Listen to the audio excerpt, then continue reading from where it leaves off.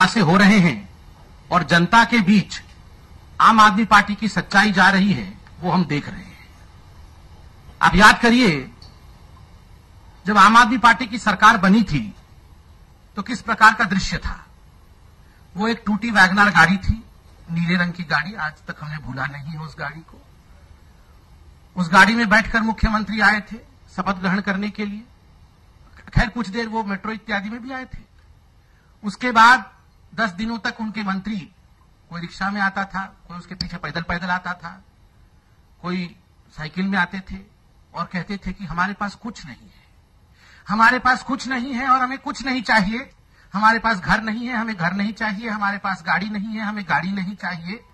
हम तनख्वाह भी नहीं लेंगे, केवल जनता के चरणों में लौट के हम सेवा करेंगे।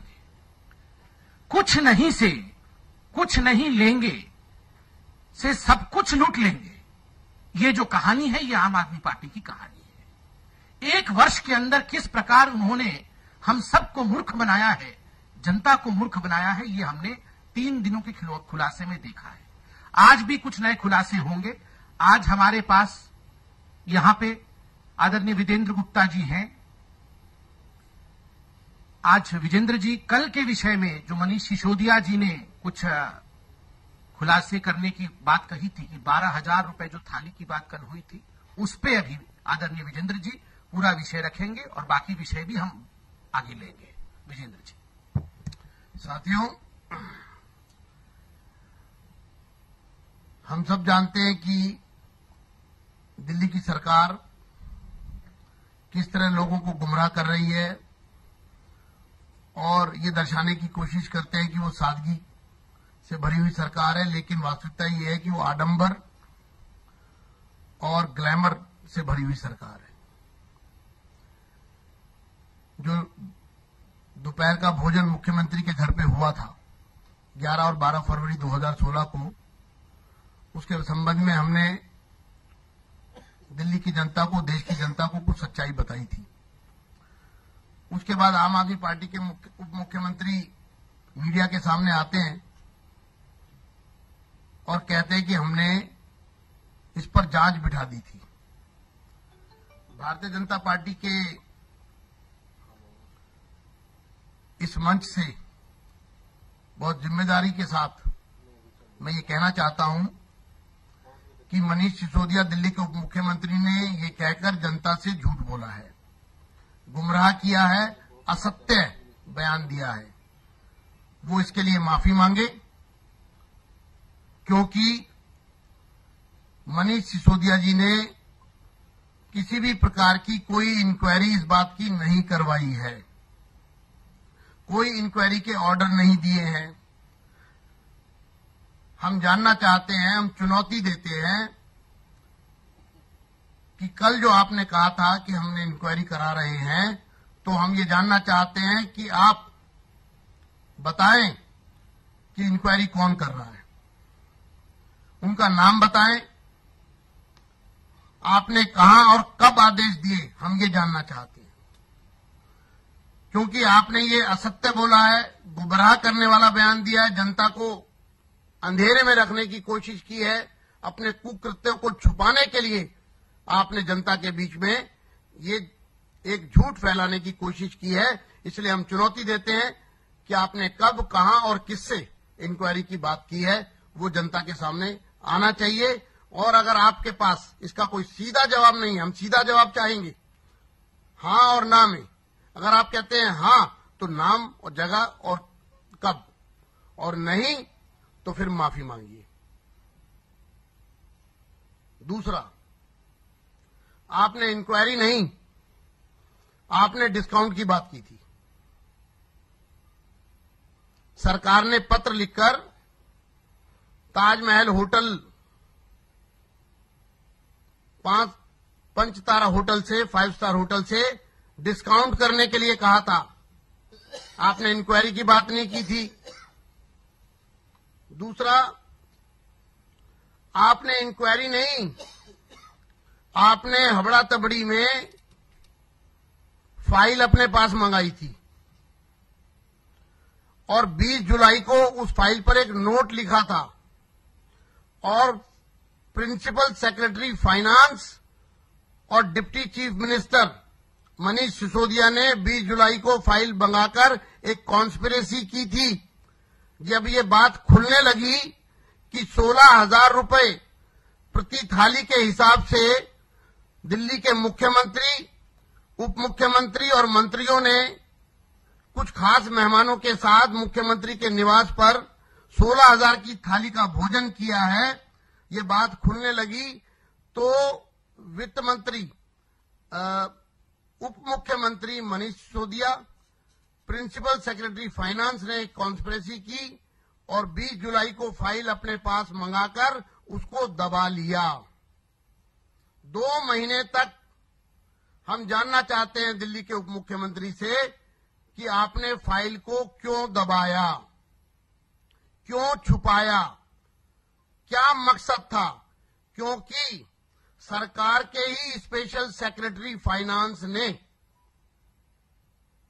सरकार के ही विशेष सचिव वित्त ने फाइल के ऊपर ये नोटिंग चढ़ाई है कि 20 जुलाई को चली हुई ये फाइल, क्योंकि फाइल का जो एक सीक्वेंस है,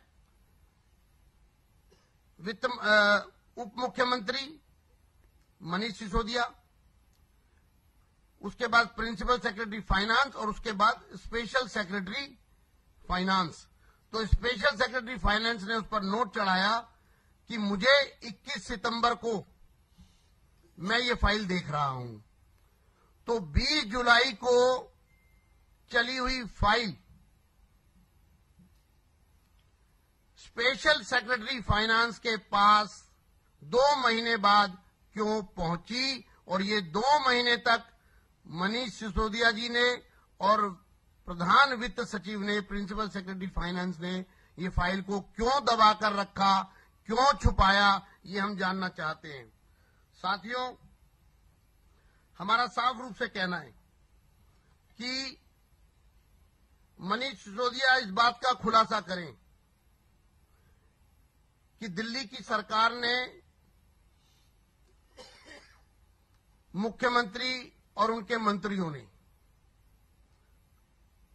वो क्या भोजन किया था जिसकी कीमत 16,000 रुपए प्रति थाली थी। क्या आप उसके बारे में उसकी डिटेल जनता को देंगे? क्योंकि ये कोई साधारण बात नहीं है कि किसी सरकार का कैबिनेट, पूरा मंत्रिमंडल जो सादगी की बात करता हो, जो ये कहता हो कि गरीबों के लिए हम 5 रुपए की थाली देंगे, जब वो अपनी थाली की बात करते हैं तो सब मिल बैठ करके 16,000 रुपए की थाली में भोजन करते हैं, 16,000 की थाली का भोजन करते हैं। तो हम ये जानना चाहेंगे कि दिल्ली की कैबिनेट ने 12 फरवरी 2016 को ऐसा क्या भोजन किया था जो सरकार के खजाने पर 16,000 रुपए प्रति थाली के हिसाब से, अगर 2 दिन का 80 मेहमानों का 11 लाख का बिल आता है, ऐसा क्या भोजन आपने किया जो गरीबों के खून पसीने की कमाई से टैक्स वसूल कर रही है दिल्ली की सरकार? वो खजाना क्या इस तरह लुटाया जा रहा है? हम ये जानना चाहते हैं। हम ये भी जानना चाहते हैं कि 11 और 12 तारीख में 3500 रुपए थाली में ऐसी कौन सी नई आइटम जोड़ी गई जो थाली की कीमत 3500 रुपया बढ़ गई? यानी कि 11 फरवरी को जो थाली आई वो लगभग 12,500 रुपए की आई, और जो थाली 12 तारीख को आई वो 16,025 रुपए की आई, और इसकी एवरेज निकालें तो 13,805। ये एक बड़ा विषय है। इसके साथ साथ आप ये कहते हैं कि हमने पेमेंट रोक दी। आप एक बार फिर से लोगों को गुमराह कर रहे हैं। पेमेंट रोकना आपके बस की बात नहीं है, क्योंकि सरकार के देनदारियों में ये 11 लाख रुपए चढ़ चुके हैं। हम दिल्ली के उप मुख्यमंत्री से ये हाँ और ना में जानना चाहते हैं कि क्या ये 11 लाख रुपए दिल्ली सरकार की जो देनदारियां हैं वहां से ये समाप्त कर दिया गया है। अगर ये वहां से समाप्त नहीं हुआ है, जो सत्य है, ये वहां से समाप्त नहीं हुआ है। आज भी ये डबल स्पीक मैं कहूंगा, दोहरा चरित्र कहूंगा दिल्ली की सरकार का। एक तरफ जो देनदारियां हैं उसमें 11 लाख रुपए का अमाउंट एज इट इज लिखा हुआ है। हां, इन्होंने डिस्काउंट की बात की थी, तो जरूर कुछ डिस्काउंट इनको मिला होगा, वो भी बताएं कितना डिस्काउंट इनको मिला। तो लगभग 11 लाख रुपया जो सरकार की देनदारियों में लिखा हुआ है जब, तो आप ये कैसे कह सकते हैं कि हमने पेमेंट देने से मना कर दिया है। दूसरा, जब आपने खाना खा लिया, ऑर्डर कर दिया, ऑर्डर करने के बाद, खाना खाने के बाद आप किस आधार पर कह रहे हैं कि हमने पेमेंट देने से मना कर दिया है? इसका मतलब साफ है कि आप लोगों को गुमराह कर रहे हैं, आप अपनी बात को घुमा रहे हैं। इन सारी बातों का हमें तथ्य चाहिए। ताजमहल होटल का जो मेन बिल है उसको सरकार ने क्यों छिपाया? क्योंकि जो बिल सामने आया है वो बिल आया है Delhi tourism and development corporation limited, यानी कि ये DTTDC लिमिटेड का ये बिल है, ना कि ताजमहल। ताजमहल होटल ने अपने बिल में क्या क्या आइटम्स लिखे हुए हैं, हम ये जानना चाहते हैं। और इस सब की जानकारी के लिए, इस पूरे मामले के खुलासे के लिए भारतीय जनता पार्टी दिल्ली के उपराज्यपाल से ये मांग करती है कि वो तुरंत इसकी जुडिशियल इंक्वायरी की, इस पर जुडिशियल इंक्वायरी बिठाएं और टाइम बाउंड मैनर में इस जुडिशियल इंक्वायरी की रिपोर्ट जनता के सामने आए और उस जुडिशियल इंक्वायरी के बेसिस पर कार्रवाई दिल्ली सरकार में बैठे हुए अधिकारी और मंत्रियों के खिलाफ होनी चाहिए, जिन्होंने जनता के खून पसीने की कमाई को, लाखों रुपए को व्यर्थ बहाया है। धन्यवाद। धन्यवाद विजेंद्र जी। और आज आपने देखा कि जैसे विजेंद्र जी ने कहा कि अब पछताए हो तो क्या, जब चिड़िया चुग गई खेत। तो जब 16,000 रुपए का थाली चुग लिया गया है, उसके बाद ये कहना कि हम चुग चुके हैं अगर पैसा नहीं देंगे, ये तो बेवकूफ बनाने वाली बात है। ये जो पूरा शुंगलू कमेटी का रिपोर्ट आया था, उससे एक विषय आप लोगों के सामने रखना हम अनिवार्य मानते हैं, क्योंकि इसे एक बहुत बड़ा विषय हम मानते हैं। शुंगलू कमेटी ने कोर्ट टर्मिनस बेसिस पे किस प्रकार अरविंद केजरीवाल जी के सरकार ने, आम आदमी पार्टी की दिल्ली के सरकार ने बहुत सारे लोगों को एलजी से बिना परमिशन लिए पूरे रूल बुक को खिड़की से बाहर फेंक कर उन लोगों को अपॉइंट किया। उनमें से सौम्या जैन भी एक नाम थी, जो कि सत्येंद्र जैन की बेटी थी, और दूसरा नाम जो बहुत महत्वपूर्ण है वो निकुंज अग्रवाल है। डॉक्टर निकुंज अग्रवाल अरविंद केजरीवाल के बहुत नजदीकी रिश्तेदार हैं, वो उनके धर्मपत्नी की बहन के बेटे हैं, तो स्वाभाविक रूप से ये बहुत निकट नजदीकियां हैं। और एक बड़ी बात है कि निकुंज अग्रवाल की पोस्टिंग ओएसडी के रूप में किसके पास होती है? निकुंज अग्रवाल की ओएसडी के रूप में पोस्टिंग होती है सत्येंद्र जैन, जो कि हेल्थ मिनिस्टर है, उनके ऑफिस में। और हाल फिलहाल में किस प्रकार का आचरण सत्येंद्र जैन का रहा है वो हम सबने देखा है। काले धन को सफेद बनाने की जो गोरख धंधा है, उसमें किस प्रकार से सत्येंद्र जैन लिप्त पाए गए हैं, उसकी जांच हो रही है। और मीडिया हाउसेस ने समय समय पर इसका खुलासा किया है अपने इन्वेस्टिगेशन के माध्यम से भी, ये हम सबने देखा है। काले धन के इस गोरख धंधे में अरविंद केजरीवाल जी ने अपने एक बहुत निकट व्यक्ति को नियुक्त करके क्या सिद्ध किया है? यही सिद्ध किया है कि कहीं हिसाब में गड़बड़ी ना हो जाए। मेरा परिवार का व्यक्ति भी उस हिसाब को ध्यान से देख रहा है। मेरा परिवार का जो नियुक्ति मैंने किया है सत्येंद्र जैन के ऑफिस में, वो हिसाब रखने के लिए किया है कि कोई भी पैसे की गड़बड़ी ना हो जाए। जो गोरख धंधा चल रहा है उसके ऊपर मेरी पैनी निगाह है। यह पूरी तरह से अरविंद केजरीवाल ने सुनिश्चित किया है। और ये निकुंज अग्रवाल जी का किस प्रकार से चयन हुआ, मैं खुद एक डॉक्टर हूं, मैं आपको बताता हूं। चाचा नेहरू बाल चिकित्सालय, यह एक अस्पताल है दिल्ली में। देखिए, एक साधारण विषय है, अगर किसी को सरकारी नौकरी में अपना अपॉइंटमेंट चाहिए या नौकरी चाहिए, तो आपको पहले एक एडवर्टाइजमेंट निकालना पड़ता है, सरकार को पहले एक अखबार में एडवर्टाइजमेंट निकालना पड़ता है। उस एडवर्टाइजमेंट को मैं देखता हूं और उसके पश्चात में अप्लाई करता हूं कि मुझे ये पोस्ट चाहिए। फिर क्या होता है, फिर इंटरव्यू होता है। इंटरव्यू किसके सामने होता है? इंटरव्यू एक सिलेक्ट कमिटी के सामने होता है। ये कमिटी निर्णय लेती है कि क्या इसे नौकरी देना है, क्या ये उत्तीर्ण हो गया, इसे नौकरी दे या नहीं दे। मगर इस केस में, निकुंज अग्रवाल के केस में ऐसा कुछ नहीं हुआ। कोई एडवर्टाइजमेंट नहीं हुआ। नंबर 1, एप्लीकेशन भी किसी प्रकार के टाइप करके एप्लीकेशन दिया हो वो भी नहीं है। एक हैंड रिटन एप्लीकेशन है निकुंज अग्रवाल का, और वह भी एक सादा कागज में। यह पकड़ा दिया गया लगभग अगस्त 8, 2015 में। और आपको जान के आश्चर्य होगा, ना कोई सिलेक्शन कमेटी का गठन हुआ और ना कोई इंटरव्यू लिया गया। ना कोई सिलेक्शन कमेटी, ना कोई इंटरव्यू। बस 8 तारीख को एक चिट्ठी लिखी गई और 15 तारीख को नियुक्ति हो गई। 15 तारीख के बाद देखिए 4-5 दिनों के अंदर नियुक्ति हो गई। आपने कभी भी पूरे हिंदुस्तान में ऐसे देखा है? बिना इंटरव्यू, बिना सिलेक्शन कमेटी, मैंने कोरे कागज में लिख दिया मुझे ज्वाइन करना है और 5 दिनों के अंदर आपको ज्वाइन करा दिया जाता है। क्यों? जब दिल्ली में चुनाव हुए थे, हमने देखा था बीच रात, मध्य रात्रि में कुछ चेक मिले थे अरविंद केजरीवाल को।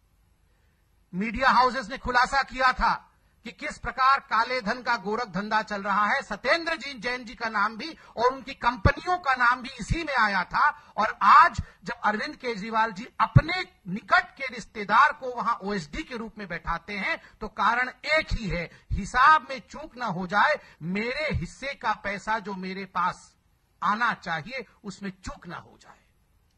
इसका उत्तर स्वयं अरविंद केजरीवाल जी को देना चाहिए। I'll take 2 more minutes in English on this very important issue. Number 1, the Shunglu Committee has spoken on various issues. One of the most important issues on which the Shunglu Committee has exposed the Aam Aadmi Party's wrongdoing is the co-terminus appointment of various people in the Delhi government. The most important issue in the co-terminus appointment is, number 1, the permission of the LG should have been taken. But in this case, there is no permission from the LG. Number 2, all the rules and the rule book, in fact, has been thrown out of the window to accommodate these near and dear ones of the Aam Aadmi Party leaders on a co-terminus basis into central positions in the Aam Aadmi Party government in Delhi. We had talked in detail about Soumya Jain, who is the daughter of Satyendra Jain, the minister of Aam Aadmi Party. But today, the name which finds a central mention is Dr. Nikunj Agarwal. Nikunj Agarwal is a close relative of Mr. Arvind Kejriwal, the Chief Minister of Delhi. In fact, Mr. Arvind Kejriwal's wife's sister's son is Nikunj Agarwal. He is a doctor. We all know that in any appointment procedure in the government sector, there are certain basic norms which are to be followed. There has to be an advertisement in the newspaper. Thereafter, we apply for the advertisement, we apply for the post. On application, there is a selection committee which the government forms, which takes the interview, and once one passes through the interview, thereafter one is appointed for the post which was prescribed. In this case, there was no advertisement. In this case, there was no selection committee. In this case, there was no interview. On 8th of August 2015, Dr. Nikunj Agarwal writes a handwritten note to the director of Chacha Nehru Bal Chikitsalaya. And he is appointed 5 days within this note, without any interview. And I can tell you, ask any doctor who has ever been appointed into Delhi government. Within few days of serving in the Delhi government, as a senior resident on ad hoc basis, what were the qualities of Dr. Nikunj Agarwal that he was shifted as the OSD of the Health Minister of Delhi, the capital of India? उनमें ऐसा कौन सा गुण था कि आपने ad hoc basis पे लिया, जो कि आप बता रहे हैं बिना इंटरव्यू के लिए लिया, और लेते ही आपने उनको ओएसडी बना दिया? स्वास्थ्य मंत्री का ऐसा कौन सा, वो पूरे विश्व के प्रसिद्ध डॉक्टर थे, कि एकदम सत्येंद्र जैन जी का काम उनके बिना रुक गया था? The most important issue is, we all know because of the exposures by various media houses as to how Satyendra Jain's various companies are under investigation in Hawala racket cases.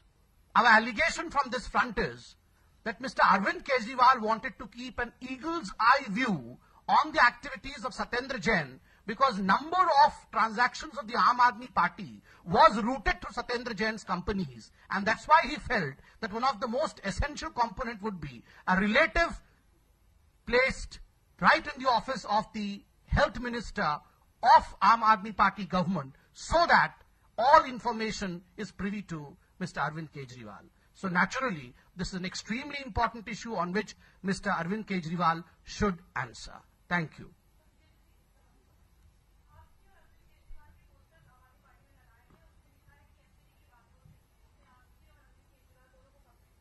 मैं तो कहूंगा कि बड़े फेयर मीन्स में उनको लगानी चाहिए थी। मेरी बड़ी डिस्टॉर्टेड टाइप फोटो लगाई है और अपना बड़ा स्माइलिंग फेस दिखाया है, जबकि वास्तविकता ये है कि आज की डेट में वो उनकी जो भूमिका है वो ये बात को दर्शाती है कि लोग उनको शक के दायरे में देख रहे हैं। और जिस तरह से 67 उन्होंने ये जो होर्डिंग लगाया है उसमें वास्तविकता तो ये है कि एक तरफ 67 लोगों की एक बाहुबली टीम है जो 3 लोगों की जो एक अपोजिशन के सामने सरेंडर कर चुकी है, ऐसा लगता है, क्योंकि ये झूठ की बिसात पर राजनीति करने वाले लोग सदन में हमारे सवालों के जवाब नहीं दे पाते। हमारे उठाए हुए सवालों पर इनको हमें सदन से बाहर निकालना पड़ता है, और जहां पूरे का पूरा सदन और सचिव की भी जो भूमिका आप देख रहे हैं और जिस तरह से पूरा मामला सामने आ रहा है कि वो भी एक पॉलिटिकल पार्टी का हिस्सा बन गए हो, जैसे पूरा सिस्टम पॉलिटिकल पार्टी का हिस्सा बन गया हो, उसके बावजूद वो ऐसे होर्डिंग लगाकर क्या सिद्ध करना चाहते हैं। वास्तविकता ये है कि उन्होंने ना दिल्ली में कोई काम किया है, ना वो एमसीडी में कोई काम कर सकते हैं। लोगों को ये अब भ्रम नहीं बचा है कि वो ना दिल्ली में काम करा है उन्होंने, ना वो एमसीडी में काम कर सकते, वो कहीं काम नहीं कर सकते, वो सिर्फ और सिर्फ पॉलिटिक्स कर सकते हैं। और ये बोर्ड भी ये दिखा रहे हैं कि ये एक पॉलिटिक्स का हिस्सा है और इसके आगे कुछ नहीं है।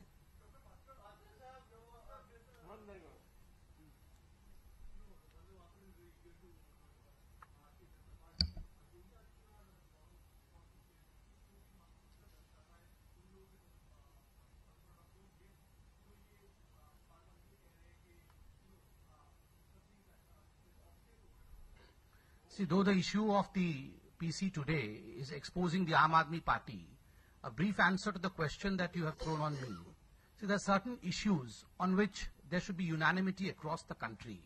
Respect for the national anthem, respect for the national song, and respect for the motherland that is India are some of these issues. So naturally, unanimously we should all stand for respecting Vande Mataram is something which is non-debatable.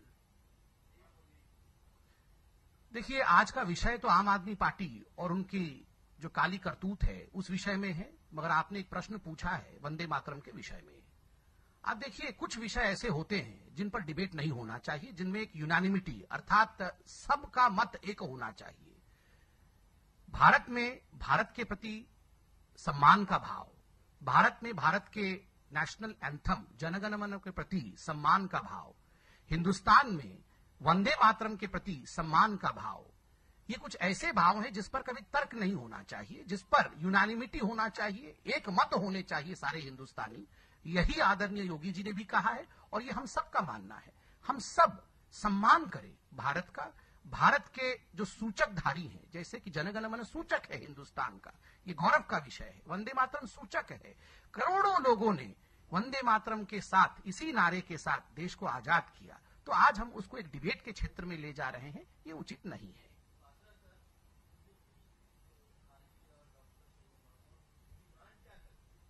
देखिए, एक तो BJP आम आदमी party के जो करतूत हैं उनको एक्सपोज कर रही है, और देखिए हम लोग राजनीतिक पार्टी हैं, स्वाभाविक रूप से जो डिमांड, टेक्निकल डिमांड है वो तो जुडिशियल इंक्वायरी के विषय में। हाल ही के इशू में तो हमने जुडिशियल इंक्वायरी डिमांड की है एलजी से कि इसकी जुडिशियल इंक्वायरी की जाए, टाइम बाउंड। इस पूरे मामले का खुलासा होना चाहिए कि ये बिल ताजमहल होटल ने जो दिया वो कितने का था, ये 3500 रुपए की थाली एक दिन में क्यों बढ़ गई, ये पैसा जो है ये सरकार कह रही है हमने पे नहीं किया, लेकिन ये देनदारियों में क्यों खड़ा है, और अगर देनदारियों में खड़ा है तो इसका क्या होगा, क्या जनता की पॉकेट से पैसा जाएगा।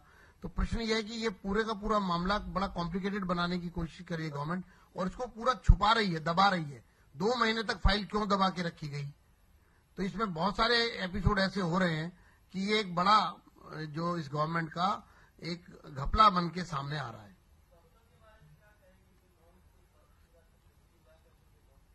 देखिए, डॉक्टर निकुंज अग्रवाल जो है, मैं आपको बड़े साफ रूप से बता दूं, केजरीवाल जी के बड़े क्लोज रिलेटिव हैं। वो उनकी साली के बेटे हैं। और निकुंज अग्रवाल चाचा नेहरू हॉस्पिटल में एक डॉक्टर के रूप में काम कर रहे थे। उनको ओएसडी बनाकर आईएएस ऑफिसर्स के ऊपर बिठाया गया और वो वहां डायरेक्शन दे रहे थे। तो कुल मिला के उनकी जो अपॉइंटमेंट है वो इलीगल है। उसकी सीबीआई जांच चल रही है। और हमारा ये कहना है कि दिल्ली की जनता के सामने ये सच आना चाहिए कि सरकार में भाई भतीजावाद और अपने लोगों का अंधा बाटे रेवड़ी अपने अपनों को दे। इन आम आदमी पार्टी के जो कोर टीम है वो पूरी सरकार के अंदर घुस गई है पॉलिटिकल, और वहां से लाखों रुपए सैलरी ड्रॉ कर रहे हैं और पॉलिटिकली गवर्नमेंट को इन्फ्लुएंस कर रहे हैं। यानी कि सरकार और आम आदमी पार्टी, ऐसा लगता है कि सरकार के नाम पर आम आदमी पार्टी एक पॉलिटिकल पार्टी सरकार चला रही है, जो स्टैट्यूटरी सिस्टम को कहीं ना कहीं वायलेशन हो रहा है। One by one.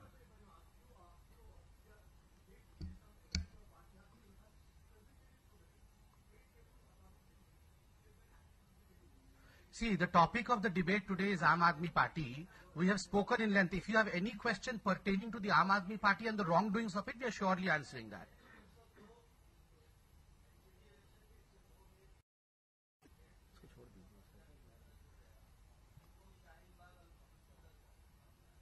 इशू नहीं है, आज का इशू तो खाली है।